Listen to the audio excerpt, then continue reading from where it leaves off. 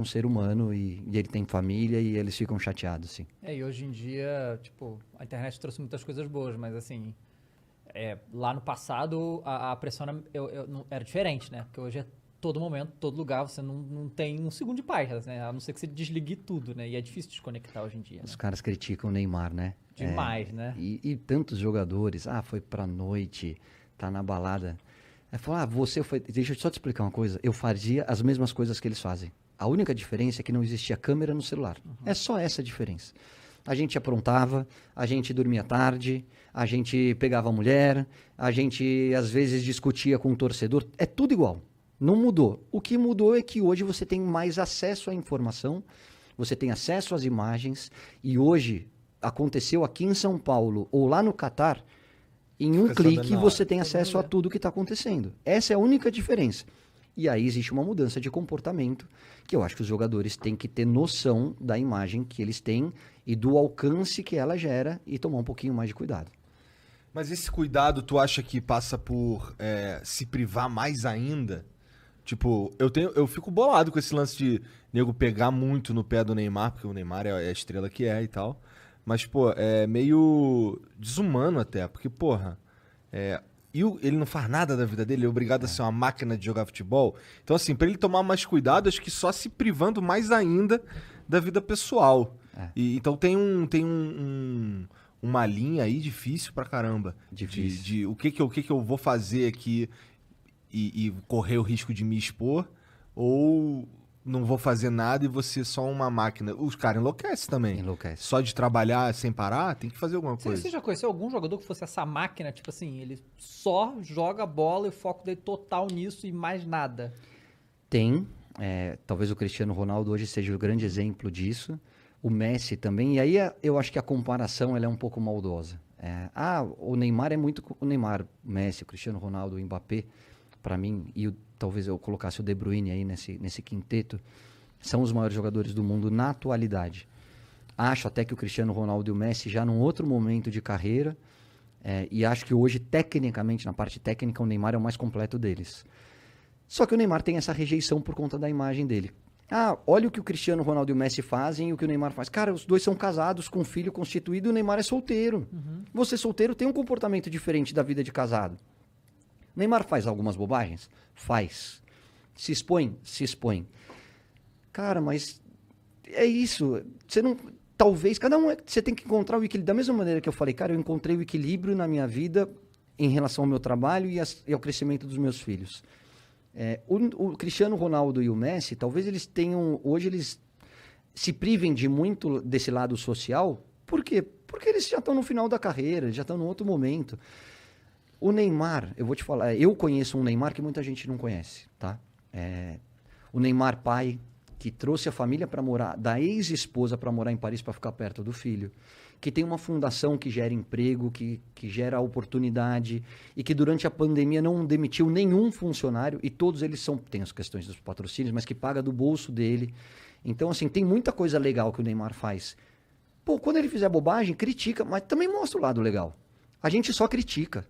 A gente chega numa Copa do Mundo e essa é a minha maior reclamação em relação à imprensa. Cara, cada um vai olhar pro seu umbigo e defender o teu país. A gente não. A gente aponta o dedo e mata o Neymar. Porque ele é cai-cai, porque ele tá isso, porque ele... Cara, você não vê os caras da França fazendo isso com nenhum jogador da França, da Itália, da Inglaterra. Cara, a crítica, ela é construtiva. Mas eu acho que você tem que ter um certo discernimento, tem um limite. Eu acho que no caso do Neymar, as pessoas passam do limite. Volto a dizer, muitas vezes ele dá mole. Muitas vezes ele bate de frente de uma maneira que ele não deveria. E uma vez eu falei, cara, você vai ficar chateado comigo, você pode não gostar do que eu te falar, só que um dia você talvez dê importância. Você está errado por causa disso. Isso vai te prejudicar. Eu estou do outro lado. Hoje eu sei como funciona a cabeça da imprensa. Cuidado. Ele falou, beleza. Ficou uma semana, 10 dias sem muito contato, mas talvez ele tenha registrado essa informação. E com o passar do tempo ele sabe que eu falei pro bem dele.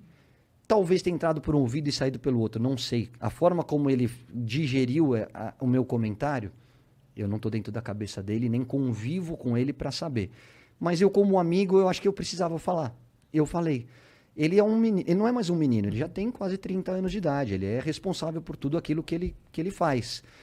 Eu só acho que a gente precisa entender um pouquinho mais esse outro lado. Eu não falo do extracampo. Eu não quero saber se ele foi pra noite, se ele pegou uma, duas ou três, se ele tá no carnaval.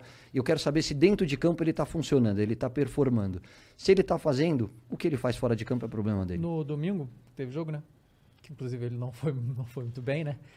Saiu uma entrevista dele, né? Falando que ele talvez a próxima Copa seja a última dele, né? E aí todo mundo, meu Deus, mas por quê? Sabe? Tipo, é bem óbvio, porque se você olhar como que se lida as coisas, né? É muita pressão, né, cara? Tipo, ele ganha lá os milhões e tudo e tal, mas ele continua sendo um ser humano, cara. Ele não é uma máquina, é muita pressão. É uma coisa assim que... E ele não tem só a pressão de ser esse jogador gigante, mas ele ser, tipo, a única esperança que o Brasil pode ter na Copa do Mundo. É só ele, sabe? Ele tem que carregar tudo, né? Então não é uma coisa fácil de lidar. Eu concordo também que, tipo... Vai cometer erros, acontece, mas eu acho que é muito acima do normal como a figura Neymar é perseguida, né? Não me surpreendeu, porque a gente já sabia que ele estava cansado, tá? Mentalmente cansado. Externar isso dá essa repercussão toda, mas a gente sabe o quanto ele está incomodado com todas essas perseguições, principalmente... Eu sempre falo isso, o jogador sabe quando ele jogou mal. O Neymar saiu do jogo contra a Colômbia, ele sabe que ele não foi bem, ele sabe que ele tomou decisões erradas, ele sabe que ele joga muito mais do que ele jogou. A minha função como comentarista é dizer exatamente isso. O Neymar hoje não está bem. O Neymar hoje deveria ter sido substituído, mesmo que seja difícil tirar o craque do time, porque até o craque tem os seus dias ruins. Ponto. Mas a gente sabe como ele está cansado em relação a tudo isso que a gente está conversando, que são conversas de WhatsApp, enfim. O que eu gostaria muito é que a pandemia trouxesse um pouquinho mais de reflexão em relação a esse tipo de análise, entendeu? Que a gente olhasse com o mesmo carinho que a gente olha para Simone Biles, na hora que ela pede para não disputar tantas provas onde ela é a favorita de todas, e gera uma discussão. Vamos olhar com esse mesmo lado humano para o Neymar também. Né? Vamos olhar para todos eles da mesma maneira, porque são atletas de altíssimo nível, estão entre os maiores de todos os tempos, recebem para isso, tiram proveito do talento deles, ninguém está falando que são coitadinhos, não é nada disso. Mas não vamos esquecer que antes do ser humano, antes do atleta, existe o ser humano. E que ele é passível de erro. Vai ter o dia ruim do Neymar, como teve o dia ruim do Messi, como teve o dia ruim do Cristiano. Todo mundo um dia falha. E aí, no dia da falha, tem aqueles que vão pisar na tua cabeça e aqueles que te derem a mão. Isso é construção.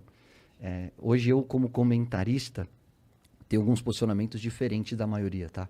Então, a imprensa sempre fala, vocês vão ouvir direto e aí, quando pedem minha opinião, eu fico contrário a eles. Eles falam, porque hoje o treino é tudo fechado. A Itália abre. A Inglaterra abre. O Manchester City abre. Só a imprensa quer que abra. E aí, na hora que você divulga, você está dando arma para o seu adversário. Então, por que precisa abrir? Porque as relações são muito diferentes. São mesmo. A minha relação, na minha época, a minha relação com a imprensa era muito mais aberta. A gente tinha muito mais proximidade com os jornalistas. Mas é uma construção.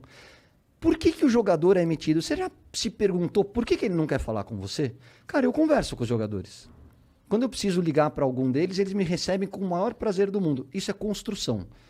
Porque talvez eles me recebam porque eles sabem que quando eles vão mal, eu falo que eles vão mal. Mas eu não piso na cabeça deles. Então, hoje, talvez aqueles que se queixam são os primeiros a dar porrada nos caras. E aí depois você quer uma exclusiva.